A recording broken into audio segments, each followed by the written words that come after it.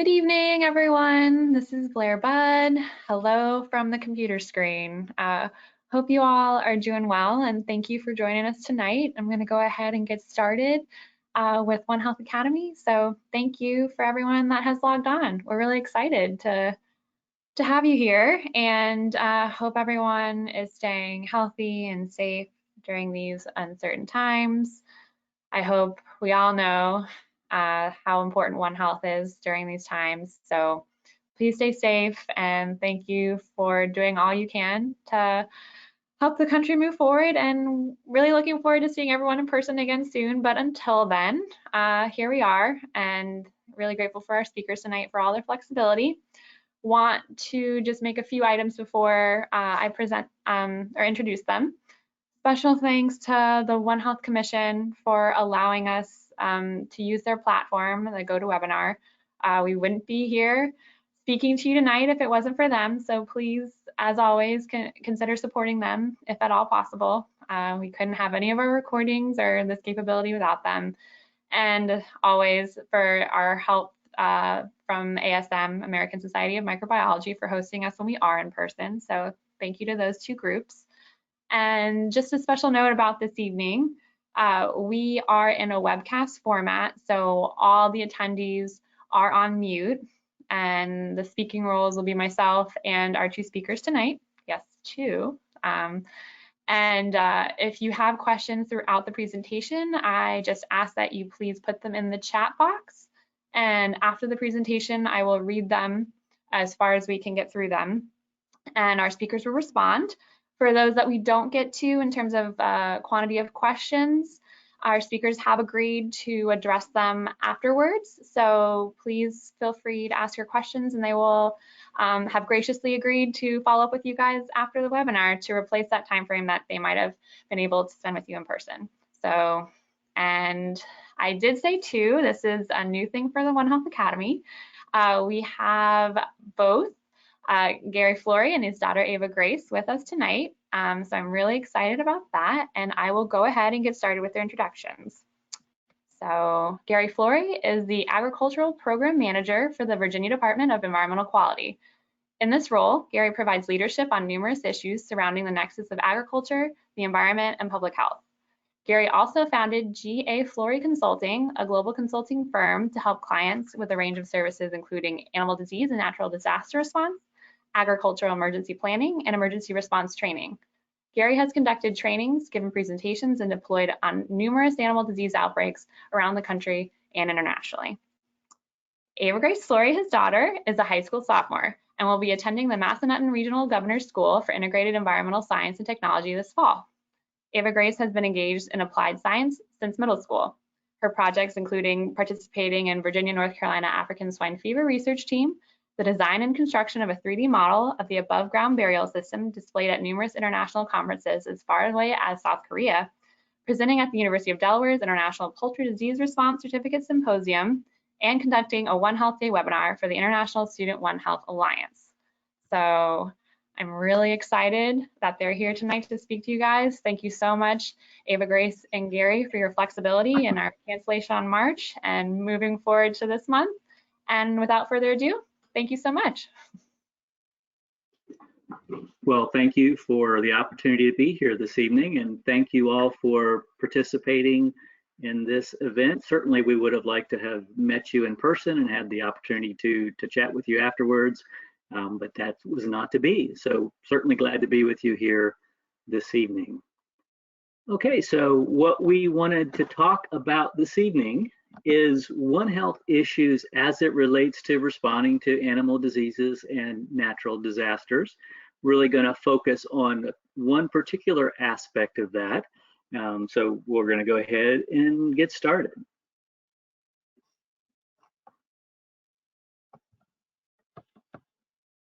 Well, bear with me a moment. I think we're going to get started. I had a little technical glitch there. Okay, so as we have talked about earlier, so I do have a couple of roles here. One is that Agricultural and Stormwater Program Manager at the Virginia Department of Environmental Quality, and then I also do some consulting work as well for animal diseases and natural disasters. So I'm happy to be with you here this evening to sort of share my experiences in both of those roles as it relates to One Health and animal mortality management. So I really hate to go this far back, but I think we have to do it just to make sure that we're all on the same page. So in order to understand these concepts, it's important to go all the way to understanding these emerging infectious diseases. What are these diseases? What are we talking about when we respond to outbreaks like avian influenza, for example, or foot and mouth disease? What are we talking about? So emerging infectious diseases are those new or emerging or drug-resistant diseases that are increasing in the past year. So there's a lot of those that will come to mind. We'll talk about those in a minute, but if I do mention emerging infectious diseases, I really wanted to get us all on the same page. Secondly, zoonotic diseases. So that's important, and that's really going to be the focus of our conversation here this evening when we're talking about a particular type of emerging infectious diseases, those zoonotic diseases. So those are the types of diseases that actually can go from animals to human or from humans to animals. So those are really key, and those are important, and we'll talk about that in just a few moments. All right, so everyone is very familiar with the Johns Hopkins desktop here. We're talking about coronavirus a bit. So I just want to point out these numbers, probably that's the first thing that jumped out to many of you, is that these numbers are very old, but very old in this case really means a month. You can see down on the bottom that this is actually from March 6th. Originally, we had intended on doing this presentation on March the 12th. And so I pulled this slide as I was preparing the presentation. And so I guess the thing that really jumped out to me as I was making some changes to this presentation, since we were delayed, is the difference in these numbers. And it can be a little bit startling. If you look at the total confirmed cases, just over 100,000. Deaths at 3,500. That's tragic, but we really don't have to go too far to really have a big jump in those numbers. And I bring this up because coronavirus is a zoonotic disease, so it does have its roots in wildlife. Most coronaviruses do, and we're still trying to learn more about this particular coronavirus, but generally speaking, these are diseases that originate in wildlife. So just let's take a look now, 1 month later. So again, this is March the 6th. If we look at the numbers that I just pulled, it's really startling. So we have a total confirmed at over 2 million, the deaths at 140,000. So this particular zoonotic disease is certainly what's on many of our minds right now, and the reason that many of you are joining us, or all of you are joining us through the webinar, as opposed to some of you meeting us in person. So we're talking about these zoonotic diseases. A couple of important facts for you to keep in mind: that 60% of all the diseases that we experience as humans are pathogens that will move across species lines. So again, I'm talking about zoonotic diseases there when I say species line. So from animals to humans, from humans back to animals. So of those diseases that we are concerned about as humans, a good majority of them, 60%, are those zoonotic diseases. And if we're talking about newer diseases, again, those are those emerging infectious diseases. Those new diseases within the last 2 decades, 75% of those are zoonotic. So 60% of all of the diseases that we are aware of, but 75% of all of those newer diseases. So we're sort of trying to draw that picture of why it's important to understand not just human diseases, but also animal diseases. And it's because it's really hard to separate them in most cases, because many of those diseases are diseases that we share. And it's also important to point out that environmental factors often influence these emergence of diseases and the ability for them to jump species. All right, just to put it in context, 2.5 billion cases of illness in humans actually come from zoonotic diseases. So 2.5 billion with a B. So many of the sicknesses that we get, again, are those zoonotic diseases, and they result in 2.7 million deaths every year. So these are annual numbers. So that's a lot of deaths are the result of these zoonotic diseases. And rabies is just an example that many of us are familiar with. Particularly here in the US, we don't think of a lot of deaths, but globally there's 60,000 deaths just from rabies alone, and an economic impact of $8.6 billion. So these zoonotic diseases are important to all of us, not just because of the death that it causes in humans, but also the economic impact of those diseases. Just to give you some examples, so this slide is actually an older slide. It's from 2015. However, I think it really illustrates some of the diseases that we're aware of and we think about, but we might not necessarily think of them as zoonotic diseases. So way back on the left of the slide, you've got the H1N1, so that Spanish flu that we're all familiar with, 50 million deaths estimated. Certainly we're aware of that, and there's been a lot of talk and some comparisons between the H1N1 and the current coronavirus situation. But Ebola virus, that is another example of a zoonotic disease. HIV, most people don't think of that as having origins in animals, but that is in fact the case. But SARS and MERS that you've heard about more recently, swine flu, obviously based on the name, but the avian flus that we've had as well. And I think if we were to draw this slide out to current day, then we would certainly have the coronavirus there as well. All right, so it's, again, I can't emphasize enough, and it's so important for us to recognize that in order to really effectively manage diseases in animals, in humans, it's really important to consider and to do surveillance and to recognize those diseases in animals first, and to communicate the surveillance that we're doing in wildlife, the surveillance that we're doing in waterfowl and in other animals, because we need to have much better communication between our animal health professionals and our human health professionals and our environmental professionals for that matter, in order to more effectively respond to these diseases.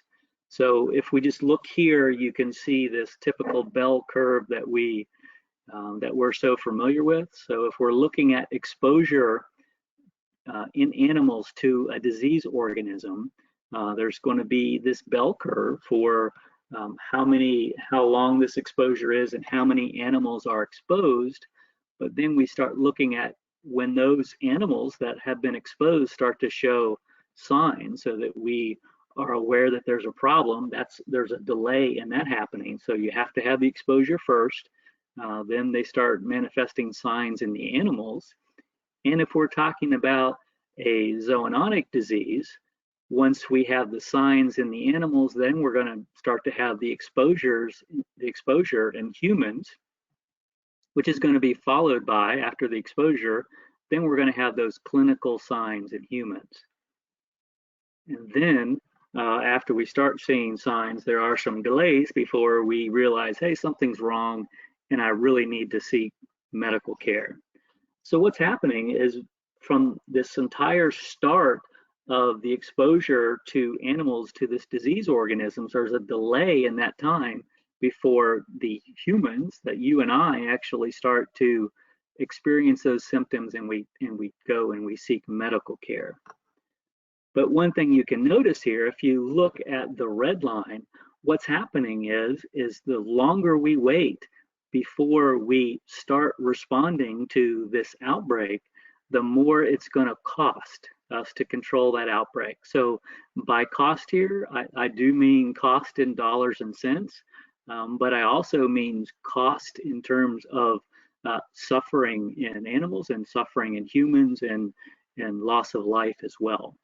So what we can do is, if we can actually communicate well between our veterinary professionals and our medical professionals, we can actually identify earlier these zoonotic diseases back when they're just being diagnosed in animals. And so we can work on that response, we can work on controlling that disease before we see that super spike in the cost to control that. So that's just a good example of why it's so important to respond early and to get on that outbreak before we wait until we see those symptoms in humans. So the last time that you were together, you had the opportunity to hear from a colleague of mine, Lori Miller, with USDA. And so this is kind of unusual. I know that you're hearing 2 talks in a row that are really focusing on a similar topic, or really the same topic, and that's animal mortality management. Now, what Lori was doing is Lori was sort of giving you an overview of all of those animal mortality management processes, and from a regulatory standpoint and from a research standpoint. What I wanted to do today is a couple of things. One is I really wanted to talk more about the implementation of those methodologies and some of the issues that you encounter when you actually go to execute those methodologies. On the left-hand side of the screen there, you can see a paper that Lori and I prepared for FAO, really looking at some of those carcass management methods. And I'm going to refer to some of the tables that are in that paper there as well. All right, so I really think it's important to recognize that animal mortality management, or carcass disposal, has really been an evolution in the United States, and certainly an evolution globally. And what I mean by that is we have practices that are sort of the go-to practices in the way that we've always done it since we started producing livestock and animals to eat. And that is, if an animal gets sick and dies, then we bury it. So that's really what's happened, and that's what we've always done. So what I have here are some numbers that are specifically related to avian influenza in Virginia. However, if we were looking at a different disease in a different state or a different country, really I think the percentages would look pretty similar. So you can see in 1983 and 1984, we had a outbreak of avian influenza in Virginia. It was really devastating to the industry, had a significant economic impact. But what happened there is that in almost all cases, what happened is they dug a hole and they put the animals in the hole and they covered it up. So you have a deep hole, 10, 15 feet deep, put the animals in it, and they covered it up and they went away. You see a little bit of landfilling there, that smaller piece of that pie, and really all that means is that they took the bird. There wasn't enough room on the farm, so they took the birds to a common site, and then they dug an even bigger hole there, and they put birds in it from multiple sites into the same hole or on the same site. So it's classified differently, but basically in that time period, almost all of these animals that were infected were put in a hole and buried. So back in that 83, 84 outbreak, the index case, or the very first case of avian influenza, was on a farm where they buried a hole. And shortly after that, some of the neighbors started noticing some changes to their groundwater, and they did some testing, and there was some bacteria contamination. And so they were very concerned about that. And they had some conversations, but it really didn't go any further than expressing their concerns. So nothing much happened. And then in 2002, we had another outbreak of avian influenza in Virginia. 197 farms were impacted. But it just so happened that the very first farm that, again, the index case was on the very same farm as was the index case in 83 and 84.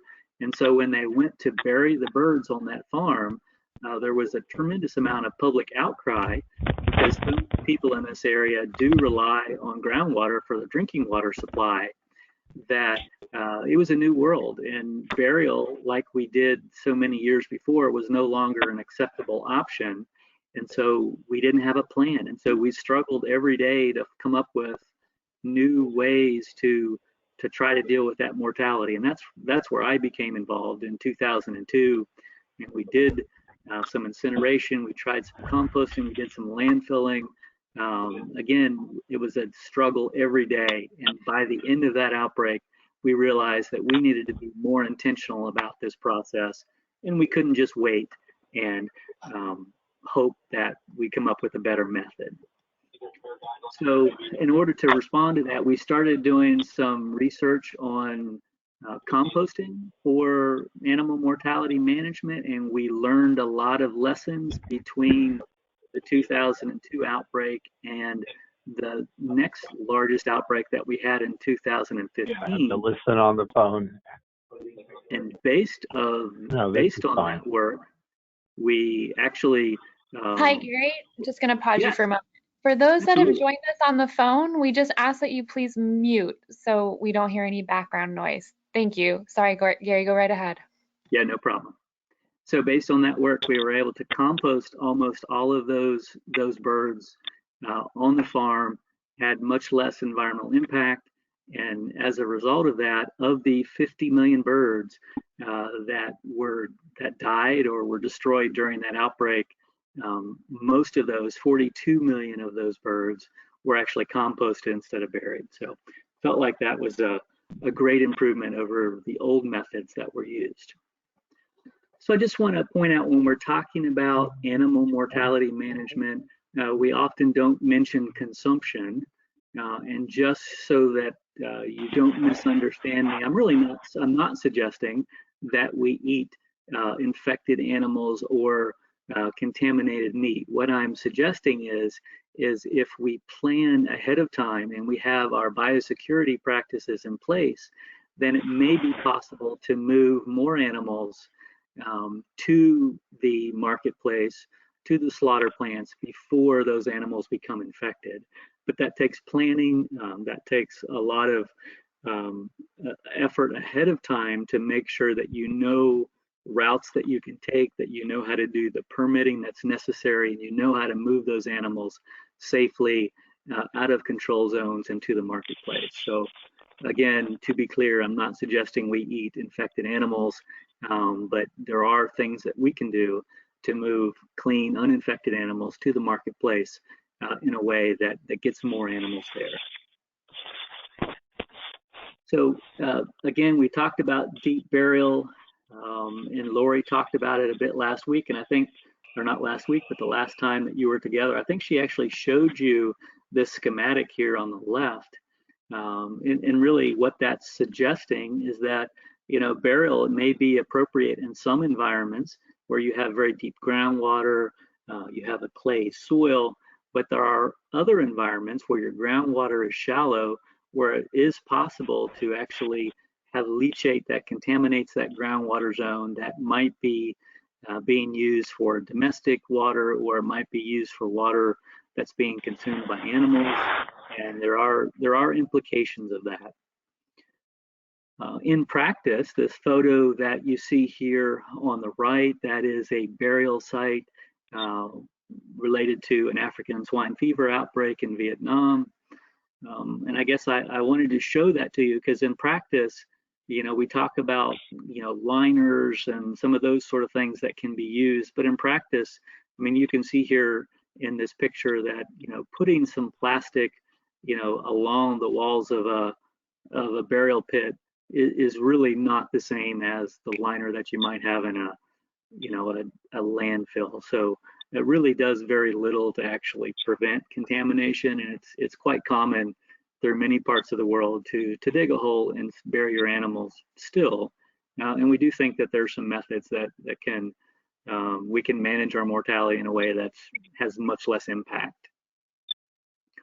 There's a number of advantages. I'm not going to go through those, I think, here this evening. I think Lori talked about some of those, but the reason that we go to it so often is it's fast. It doesn't cost very much, but there certainly are some disadvantages that tend to outweigh the advantages, except for in very specialized soil and groundwater conditions.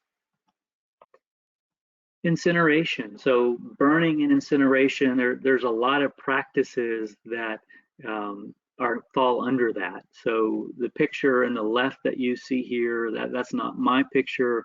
That's actually from the 2001 foot and mouth disease outbreak in the UK. That's a pretty standard picture that you see often of the big pyres where there's a lot of wood material that's put down and the animals are on top.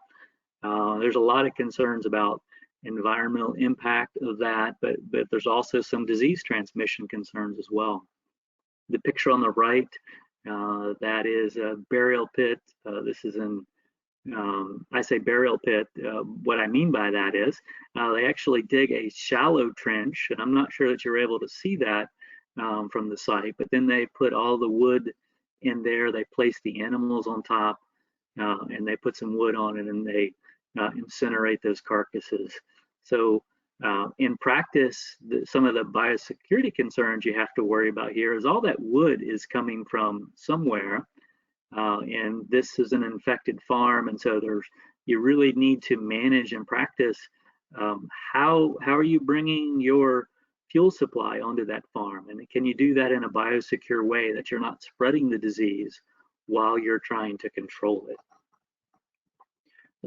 There are some advantages to incineration. One of those key advantages is that it does happen on the farm. Anytime that you don't transport material, then by material in this case I'm meaning carcasses, anytime you don't transport them off the farm, you're minimizing the potential for spreading the disease during that transportation process. So that's really one of the benefits of doing that.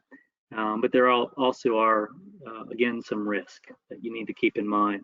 I know in 2002, when we were doing a lot of burning during that avian influenza outbreak I talked about, it takes a while to get those units up to temperature. So it's a 24-hour operation. And then in the evening, when you have the thermal inversion and the air just hangs in the area, we had lots of concerns from neighbors about the smoke and the odor that was coming from the burning pits.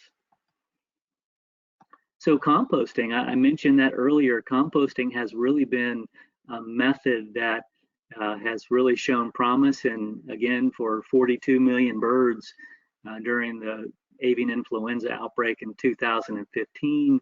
We've also used it on natural disasters like hurricanes, and we've used it for large animals as well.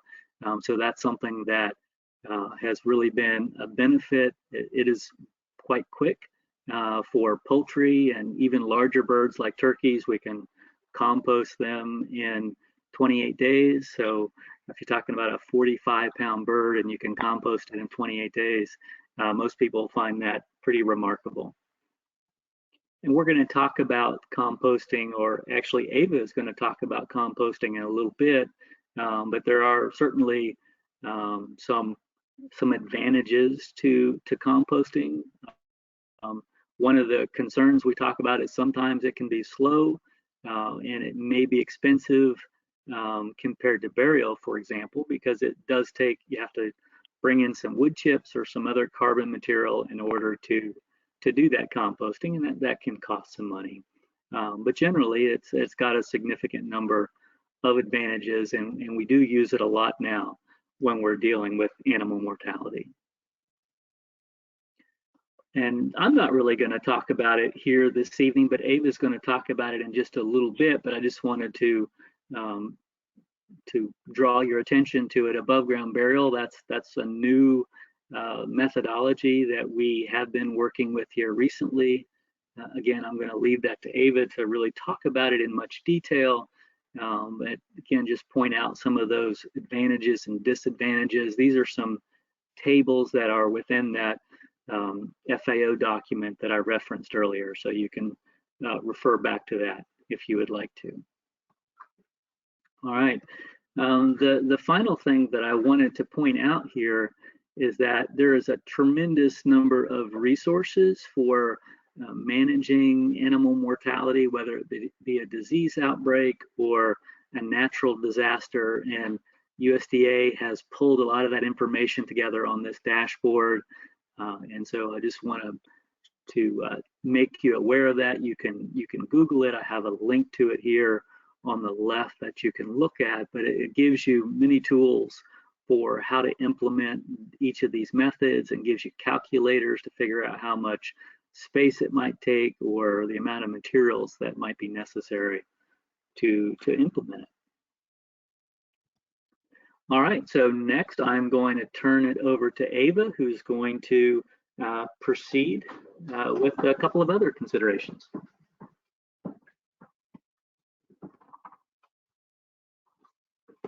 Okay, great, thank you. So today I'm going to be talking about two new methods of animal disposal. To the left, we have above ground burial, and to the right, we have grinding prior to composting. So above ground burial is essentially merging the benefits of composting and burial. And here I have a 3D model that I created. And you can see you start with a 2-foot trench, and then you place a foot of carbon material. Then you place the animal carcasses. You cover with the excavated soil from the trench and cap with vegetation. So like I said, above ground burial is a mix between composting and traditional deep burial. The difference would be that the carcasses in above ground burial are placed in a biologically active soil zone with lots of microorganisms, compared to deep burial where there's not enough oxygen, meaning few microbes. So here are some potential benefits of above ground burial. It's very inexpensive, it's simple, and it's quick to execute. And also a lot of the materials and resources you need for above ground burial can be found on the farm, which keeps the infected material on the farm to prevent contamination, and it also minimizes the need for off-site resources, which also prevents contamination. Another positive would be that it minimizes the environmental impact. There is a much greater separation from the groundwater table. For example, the carcasses are placed only 2 feet into the ground, whereas traditional deep burial, the carcasses can be placed anywhere from 10 to 20 feet. And also the carbon material helps absorb the leachate that is released by the carcasses. And the carbon material also helps promote biological activity. And then another note would be that the vegetated layer provides a stabilizing cap, and the roots from the plants also can absorb nutrients. It's also something else to keep in mind would be that above ground burial is a very practical disease management tool. It's very flexible. The plants that you plant can be whatever you have available to you based on the region that you're located and what season you're currently in. And it also can be installed with resources and equipment that you have with you. So that can be things like tractors, backhoes, and the carbon material, like the plants, can be anything that you have available to you, which can be wood chips. Sorry, Ava, Yes. I'm going to pause you.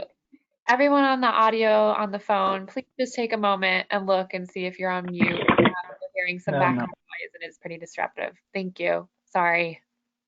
You're fine. So again, like I was saying, it can be installed with equipment that you have available on the farm. This can be tractors, backhoes, And then the carbon materials, like the plants, are anything that you have available to you. So this can be wood chips, mulch, animal bedding, corn silage, anything like that. So I think the easiest way to understand this process is by going through it step by step through a series of images. So your first step is to excavate the trench, and that can look in a couple different ways, like we have illustrated here. And then you're placing your carbon material. And here in this image, we're using corn silage. In the next image, they were using mulch. And then the next image, they were using wood chips. And then again, you place your carcasses, and this can be any large animal. Here we have sows. Here we have cattle. And then we have a larger project with about 50 sows. And then you'll cap with your excavated soil. And then finally establish the vegetative cover. All right, so the next process I'm going to be talking about is composting. And here's the diagram that Gary showed earlier to help recap.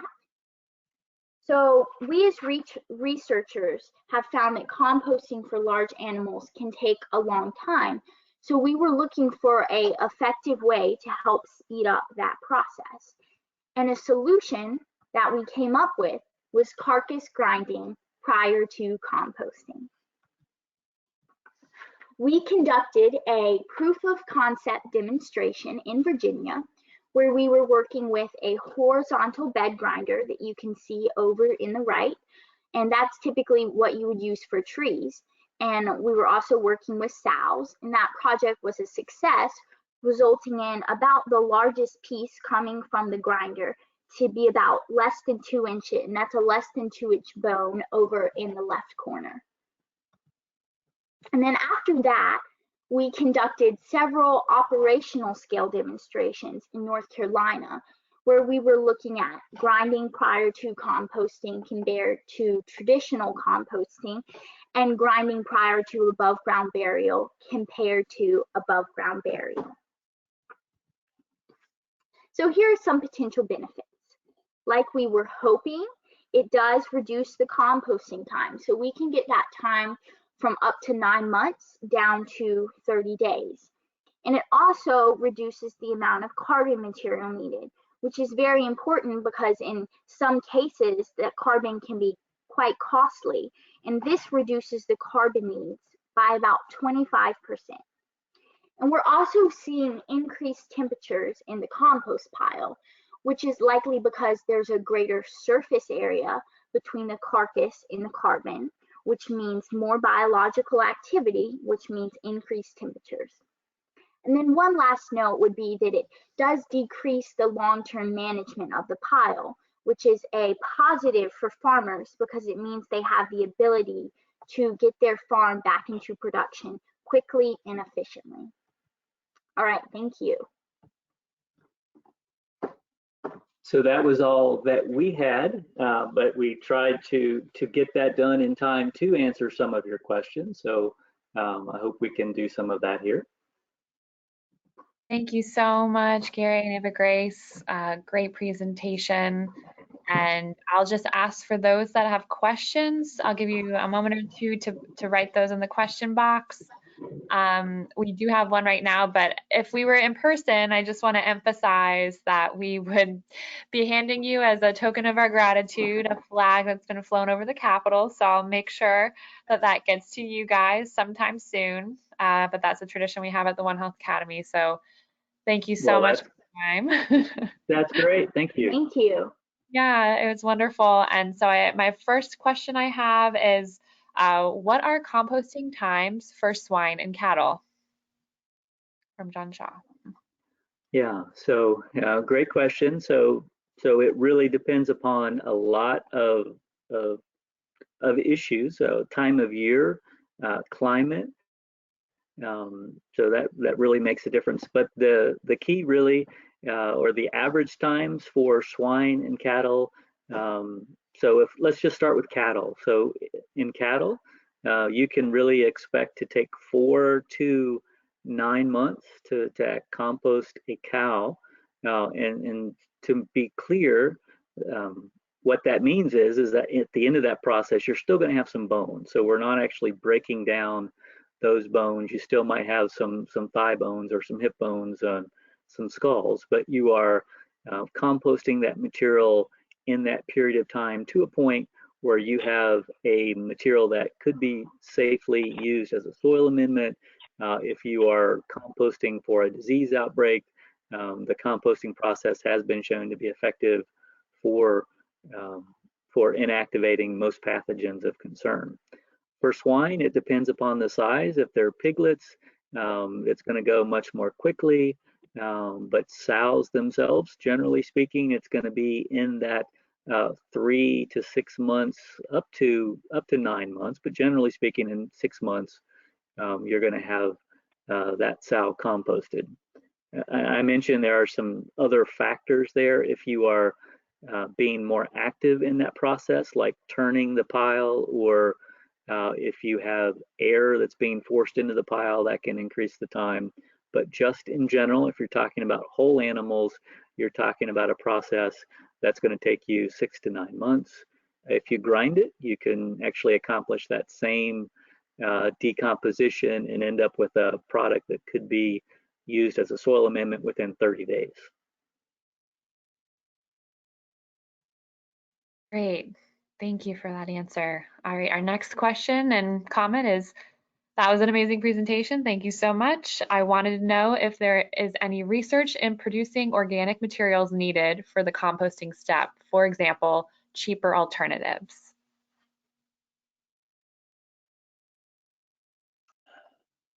Yeah, so I might need some clarification on that. So producing the organics that's necessary, I'm not sure. I'm not entirely sure I understand the question. So can we get a little bit more clarification on that one? Sure, I'll move on until I can get some more. The next question is, thank you, Gary. How is the situation from last outbreak by Turkey? Maybe in Turkey.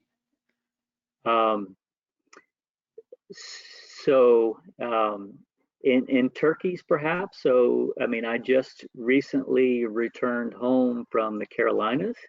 I was in North and South Carolina for 3 weeks, where they were having a outbreak of low pathogenic avian influenza, and it did mutate into highly pathogenic avian influenza. And so we have begun surveillance, and as of today, we have no new cases that have been detected.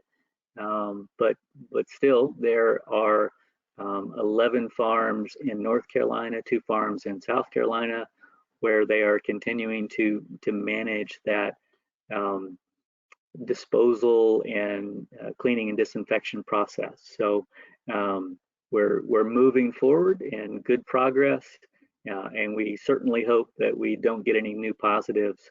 But we're always on edge until we finish that last round of surveillance. So I hope I answered the question that was being asked today. Thanks, Gary. Yeah, I will move on. Still waiting on clarification for the first question.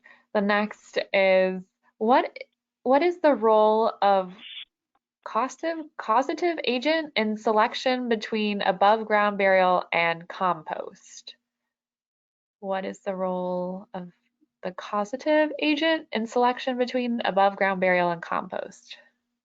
Yeah, and so there's a couple of things going on there. So different types of, in this case, what I'm thinking that what I'm going to respond to is what is the organism that we're trying to respond to? So is it FMD? Is it anthrax, etc.? And so generally speaking, most of the organisms that we would successfully be able to compost in response to, so that could be avian influenza, it could be foot and mouth disease, it could be African swine fever are also going to be successful for above ground burial as well. I will say that we are continuing our work on pathogen inactivation in the above ground burial environment. So there is some work that is ongoing. So we'll be able to answer some of those questions better. The mechanism is different. So with composting, we're generating, we have thermophilic bacteria that are helping breaking down the protein in those animals. That's generating heat. And so we're using heat to inactivate those viruses, for example. In the above ground burial environment, we're not necessarily generating temperatures in the same way that we are in that oxygen rich environment in composting. So it's a mesophilic bacteria that we're using to break down those carcasses. And so really what we have, instead of a thermal breakdown of those or inactivation of the viruses that we're concerned about, what we have is we have microbial predation, and we have a lack of a live host, and we have shifts in pHs and other conditions. So for example, those same bacteria that are breaking down the protein in that meat are also breaking down the capsid to those viruses, and so inactivating the viruses in that process. In general, both processes are going to inactivate the same types of pathogens, and the pathogens that we would not use for composting, we also generally wouldn't want to use for above ground burial either. And so that would be your spore formers. So in situations like chronic wasting disease or anthrax, as I mentioned earlier, so those prions or those spores would not be inclined to use those methods. Great, thank you. I'm going to follow up on our first question, Yes. the question about wanting to know if there is any research in producing organic materials needed for the composting step, for example, cheaper alternatives. The clarification was like mulch and wood chips or corn were quoted as being expensive materials to put as a layer underneath the carcasses, and composting material for the organic layer. Is research being done into producing cheaper alternatives to things such as mulch or etc.? Okay, yeah, great question. So one of the things that we find when we're responding to an outbreak is that we run out of all the materials that we would choose to use first. So for example, if we like wood chips or bark mulch, we tend to run out of those, and so we find ourselves using a lot of different materials, whatever we can find available near the outbreak that has the carbon ratio that we need, that is porous enough to allow airflow into the pile. And so we haven't really looked at developing additional resources, but we have looked at composting with a variety of carbon materials that are going to be found in different parts of the country. So we have done work and done a lot of composting with corn stover, for example, that we would find more readily in the Midwest than the wood chips that we have here in the East. In different parts of the world where I've worked, where we didn't have a lot of wood products, but we had rice straw, we were doing work with rice straw. So although we haven't done research on developing new resources, we have done a lot of work on identifying what carbon resources and byproducts we can use to successfully compost with. And the reality is anything that's high in carbon is going to work in that process, but certainly there are materials that work better than others. Great, thank you. Next question is, in a mass casualty situation or mass culling, what are the major technical and other, e.g. legal, considerations in choosing which technique or combination of techniques are used? In a mass casualty situation or mass culling, what are the major technical and other considerations in choosing which technique or combination of techniques are used? Yeah, so there are many. So certainly the agent, we talked about that before, is important depending upon what the actual pathogen is we're trying to inactivate. So let's start with that. Again, and I think I described some of those issues earlier, but let's assume it is a virus. So avian influenza, for example. In that case, most of the tools that are out there for animal mortality and management will work. So then we start to look at our geology and hydrology of the site. What type of soil do we have? How deep is the groundwater? That is certainly a challenge in, say, for example, the eastern part of the country where we have shallow groundwater. You know, if we have groundwater at 2 feet in a very sandy soil, then that's really going to limit our choices for disposal. So in that environment, deep burial certainly is not going to work very well. And we really have to even consider whether above ground burial is going to work if our soil is too porous or our groundwater is too shallow. Same thing like in Minnesota, for example, in many areas where we have shallow groundwater. So the other thing, there's lots of other considerations, but you know, how close drinking water wells are, how close you are to residents, that is an issue. There can be odor associated with disposal activities, and so you don't want to create a nuisance. And you also want to be concerned about the biosecurity aspect. So when you're choosing a method, if you have a lot of farms in the area, then you really would want to look more at on-site disposal options as opposed to transporting those infected materials down the road.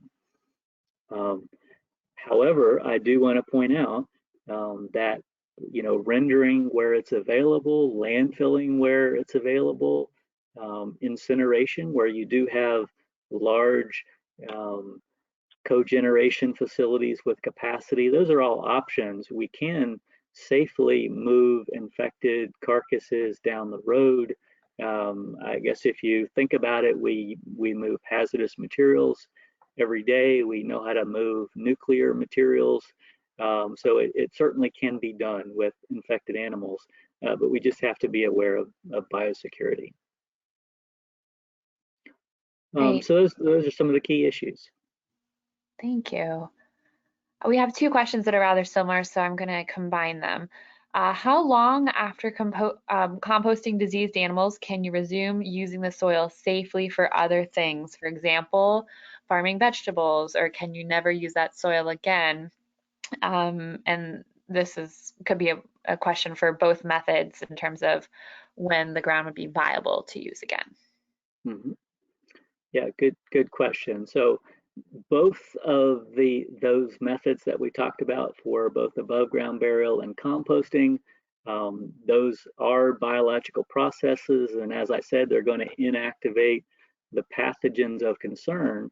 They are different time frames. So for composting, say for example, if you are grinding, you are generating high temperatures quite quickly, and you're going to break down that material. And so what you are going to have some nutrients that are going to have leached out of those compost piles into the soil. But what you're not going to have is significant concern about viruses or bacteria in that soil. And so typically the soils are returned to their previous land use quite quickly. And again, there are some nutrients, and sometimes if there is a compost pile or a pile of manure as well that sat in one spot for a long time, it's possible that the vegetation in that area might be stunted for a season, but then ultimately it's going to regrow again and do quite well. For above ground burial, that is a longer process. That generally takes about a year. So once you do above ground burial, you're going to allow that process to work at a slower rate than composting, but over the course of a year. At the end of that year period, then you just will level out that site again and then return it to its previous use.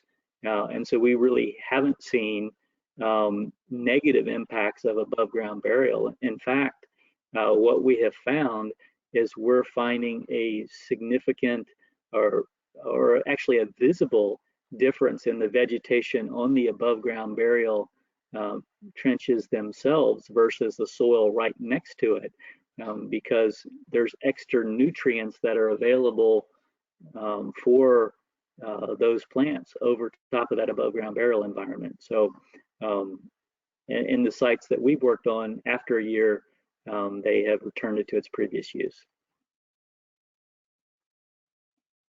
So I will mention actually deep burial. So one of the reasons we have some concerns about deep burial is Ava mentioned that in that deep burial environment there isn't any oxygen and therefore there's very little biological activity.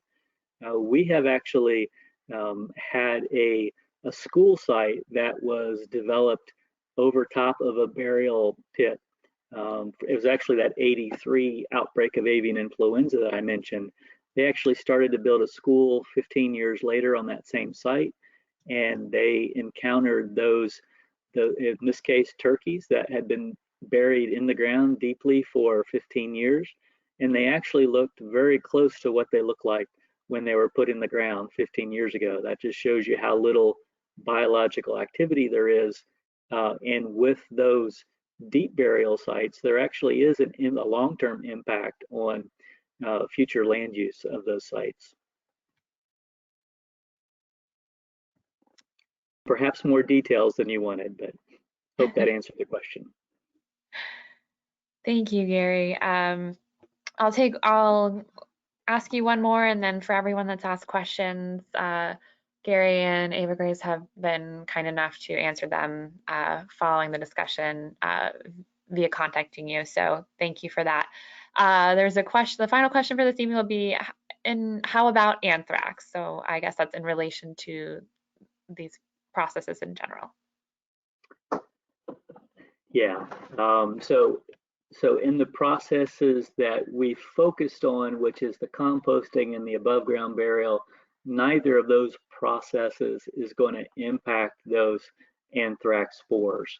There is some work that's being done to try to enhance the composting process, so we could potentially be able to compost anthrax infected animals, but at this point, I think we all agree that incineration is the best way to dispose of anthrax infected carcasses, because you know, the temperatures that you can reach in a controlled environment and incinerator is really one of the few things that we can say can with confidence destroy those you know, those spores.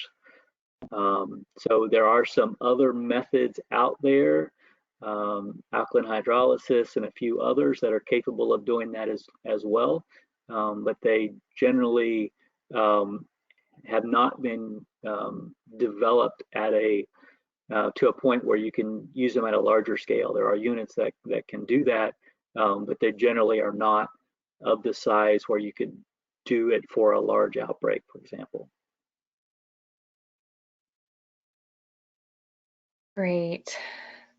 Thank you, Gary and Ava Grace, for all your information and time tonight. And everyone for attending this evening, thank you for your time. We've really missed being together in a space, and hopefully that's not too far from the future. But yeah, Gary and Ava Grace, thank you for your time and all this information. And everyone should be aware the webinar will be recorded, so you can access it through the registration link. It'll start upon registration. So thank you for all your time tonight and joining us, and we will be in touch shortly via emails and web postings about our next month's speaker. So thank you so much, and I hope everyone stays safe and look forward to talking again soon. Thank you again, especially to Gary and Ava Grace. Well, you're welcome, and thank you for the opportunity. Yes, thank you. Thank you guys. Good night, everyone.